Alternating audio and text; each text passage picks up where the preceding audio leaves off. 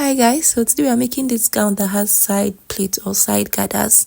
I made use of crepe fabric. So for the black I made use of 3 yards, and for the beige color I also made use of 3 yards. So in total I made use of not up to 6 because the black I didn't finish everything. I didn't finish using everything. So you can get 5, 6, 7 yards, depends on your length, your height, and depend on where you want it to be. Some people make it short, so if you want it shorter you won't need much. You will need up to 5 or 6 in yards. Sorry. Then you need a zip and a bias. Hi guys, my name is Fatima Yusuf, and on this platform I share sewing tutorials. So if this is something you like to learn, let's get to it. So firstly I cut out a piece using my hip divide by 2 plus 8 inch, and I gave it a fold. And then at the fully closed part I'm going to mark 2 inches for my zip.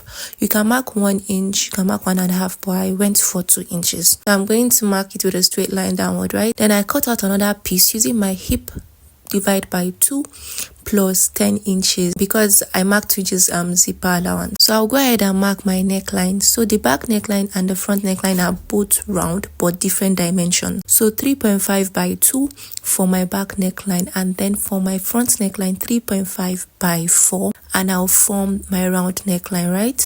After doing that, I'm going to impute my shoulder measurement divided by 2. And downward of that my measurement I'm going to mark 8. Normally I mark 9 for my armhole, but since I'm not putting sleeve I marked 8. I will have marked 7. So if you normally mark 9, please mark 7. It will be better. Now I'm going to join the points together with a straight line, right? Then I'm going to go back from my shoulder. I'm going to mark 10 inches for my chest point or your chest line. Then from 10 I'm going to go down to 13. 13 will be for my under bust. Then from my 13 I'm going to measure 17 for waist. You can measure 15, 16, 17, 18 for your waist, no problem, depends on what you normally use. Then from that 17 I'll take it down to 24 for my hip, and then I'm going to extend the point, the lines, right? Then on down my armhole line, right, I'm going to find the midpoint and I'm going to mark it out. Then at the upper part, at the top of my fabric, I'm going to mark my shoulder slope 1 inch. Then down my shoulder slope, I'm going to join it to my neckline wideness, the width, right, to form my shoulder slope. Then I'll just form a little bit of curve downwards. That'll be for my back armhole. Can actually use this for back and front, depend on what you want. So after doing this, I'm going to calculate my bust divide by 4. I'm going to impute it under my armhole line and add 3 inches allowance. For this part you can add 2 inches so that after removing your dart you'll be left with ½ inch. So inward of that my midpoint of my armhole, I'm going to mark ½ inch. You can mark 1 inch or 1.5, depends on how deep you want your armhole to be inward, but I went for ½ inch. I'll have marked 1 inch. Take it inside since there won't be sleeve. I'll form my armhole curve and we're good to go for that part. So what I have on my armhole line, I'm going to impute same thing on my chest line. That's your bust divided by 4 plus additional 3 inches. So for this 3 inches allowance you can make use of 2 inches, there is no problem. So for your under bust you are not imputing anything. Then you go down to your waistline and impute your waist divided by 4 plus additional 3 inches. You can use 2 inches in this aspect. Then for your hip, before marking the hip, I'll just join those points together, those 3 points. That's your armhole line, your bust, and then your waist. Then your hip divided by 4, you impute it. Then here I made use of 2.5 inches for my allowance. So for the folding, right, you might not add up to 8 or 10 like I did. You can decrease yours, you can increase yours depending on your body size, please. So I'll now join the points together, right, from waist to the hip, right? Then what I have on my hip line, I'm going to take it down to my fabric. Then I'll just join those 2 points with a straight line. Like I always say, if you have a long ruler, please use it to join the 2 points together. So after doing this, you have something looking like this, right? So you have drafted your pattern. So what did we do? So our armhole line, our chest, our under bust, our waist, and our hip, right? So on the back piece, under your waistline, you go out by 1 inch, and then you use a slant line to join it to the bust point or your chest point, and then downward to your hip point or your hip line, sorry. So that will help you take out the zip bulging at the back. This was my first time of trying this, and I'm going to continue doing this because it was really helpful. So I went out to cut out my neckline and then my shoulder slope and then my armhole, right? And I'll just go ahead and cut out the body too. So please, like I said, the folding of your fabric depends on the measurements you are using. Don't go and overfold, then you add what I made use of and you'll be like you wasted yard. Just know your measurement. Your hip divide by 2, then you add your necessary allowance and then you fold. So now I'm going to mark those lines on my back piece also because I'll be needing it when I'm inserting my dart. So I'll go ahead and cut the zip part. You can see how I cut the measurement that we use to remove the zip bulge, right? So you slit open the back piece. Then now from my waist, right, I'm going to go down by 4 inches downward.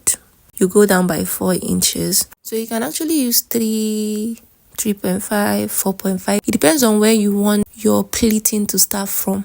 Then I'm going to go down to the end of my fabric on the front piece.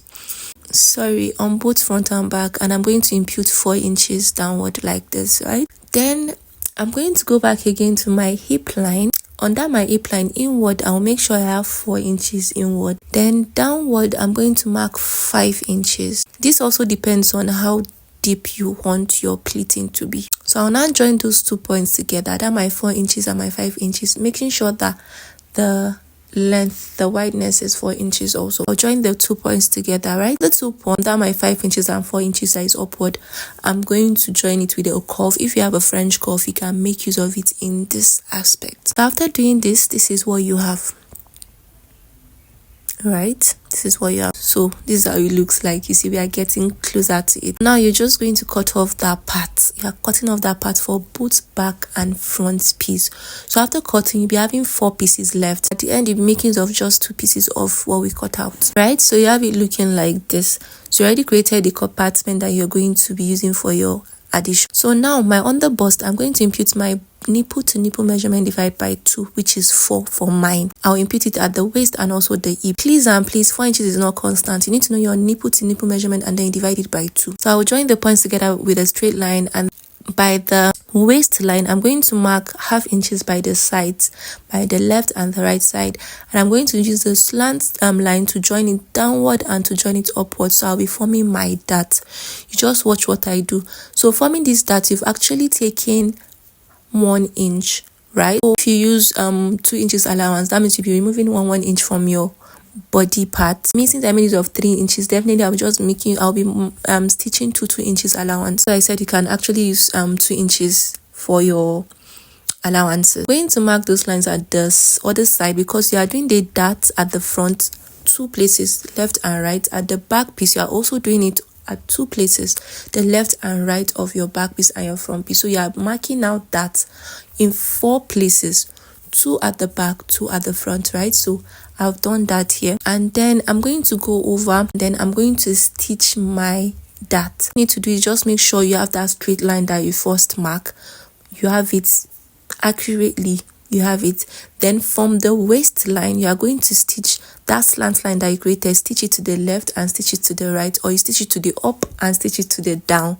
So that's how you get it. So I did this for both back and front, and then I stitched the zip allowance together also for the back piece. So this is it. You give it a good iron press, and then you move on to the next stage, which will just go on to join our body, our shoulders together.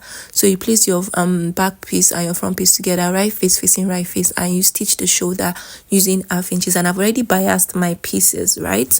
Good. You're also taking your side allowances, but before doing that, I took 2 pieces out from that what we cut out, right? Just make sure you're taking different sides. See, when I join this, it's going to form one part, right? From the curve on top, that's how you get to measure the wideness you have and divide it into any amount you want, whether into 3 or into 4 or into 2. I did mine into 3 pieces, so I drew a straight line, numbered what I have. So 1, 2, 3, I had 6 pieces, right? Go ahead and cut them out into pieces like this, right? But now initially I didn't want to add the black crepe, but like I said, the beige color, I had only 3 yards. It was going to be enough, but after cutting I found out it was not going to be enough. So, and thankfully I have this black crepe, stitch them together, and I gave it 1 fold. Here you have 1 fold, right? 2 layers. Then I'm going to place the pieces that we cut out on the fabric like this. So in between, you measure the distance you want. At the end, I made use of 60 for the wideness of this fabric, and 60 times 2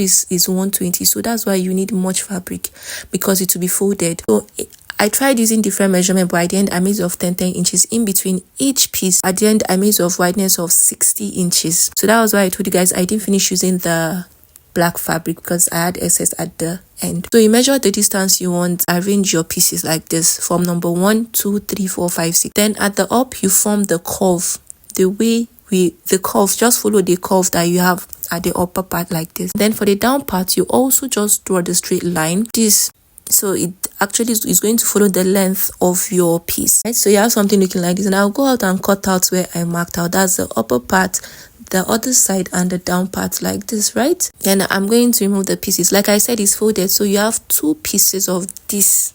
After doing that, I went ahead with other 2 pieces that we cut out from our initial body, our initial piece, right, when we drafted our gown. The other 2 parts, and I created a rope that I'll be using for the waist part. Stitch the 2 sides and the down part, and then turn it over, and then give it a good iron press. You have something like this. Use any measurement you want. For the length of the belt, it should be like 20 to 30 inches. 25 to 30 inches will be good. Sit around my waist area. I'm going to stitch it. So after stitching, I have something like this, and I took out the allowances, right, by the bodice, by the sides. Now you have this down part, so you are going to open it up like this. Just fold the front piece and just fold the back piece, and you have the midpoint like this. I'm going to show you something. When you bring your piece, you know I said there were 2, right? So I splitted it here, so I have 2 pieces for left side and for right side. Good. Now you are going to carry your piece. You need to know the middle point of this piece. You get to notch. You can iron, you can notch it, you can iron and also notch, sorry. Then I'll make sure that my midpoint is evident. That's on this addition that we're adding to our piece. And then after finding the midpoint, I'm going to make sure the 2 midpoint aligns. That's the midpoint of your initial piece, that's your gown, and that of your addition aligns. Then I'm going to take the edge of my up part of my piece, and I'll make sure I stitch it with a straight line, and the down part, from the down part of my gown to a certain level. So I'm going to show you where you are going to run that straight stitch to. You see that where we marked 5 inches, right? Stitch should pass it at the upper part about 1 or 1.5 inch. You are stitching straight. Do that for both left and right of your pieces, your 2 sides, left and right, left and right. Then you'll be left with this up place, right? So what you do is this up place is maybe you have already pinned it down as the middle and the middle part, right? They've aligned, you've pinned it down. So for middle you pleat to the right, for middle you pleat to the left. So your pleating should be downward of your hip line by 1 or 2 inches. Since we had 5, we stitch up to 2 inches. Your stitching of your pleating or your gather will be 3 inches downward of your hip line. I don't know if you get it right, but watch the video carefully. You see where I marked, you understand better. Run your stitches straight. First it up from that 5 inches by 2. For your pleating, you stop downward of your hip line by 3 inches. I inserted my zip, my sleeve, created this flower using my fabric. I didn't really make a video about it, but if you want me to do a tutorial, it's a very short one. It's very easy to make. It doesn't take much time. I can also film a tutorial for it. I cut out those 1 2 3 4 5 6. I used it to create the roses. For me, this is the back view, the side view, and everything. So guys, if this has been helpful, please don't forget to give me a thumbs up, like I always say. Don't forget to drop your comments for any question, and also don't forget to subscribe to my channel and turn on your notification bell. For any requests, you can send it to me on Facebook. So please, in case you don't want yours to be loose the way mine was, because I didn't make mine to be very fitted, what you need to do is when you are stitching or while you are inserting your measurement, you insert your real body measurement, your tight body measurement. Because what I did was when I was stitching, I added 1 inch by the sides of each of my measurement. That's my bust, my waist, make it free on my body, because I don't really like tight dresses. But in case you want yours to be tight, just insert your real body measurement without allowance, and then just stitch, and you are good to go. So thank you for watching. See you guys in another video. Bye.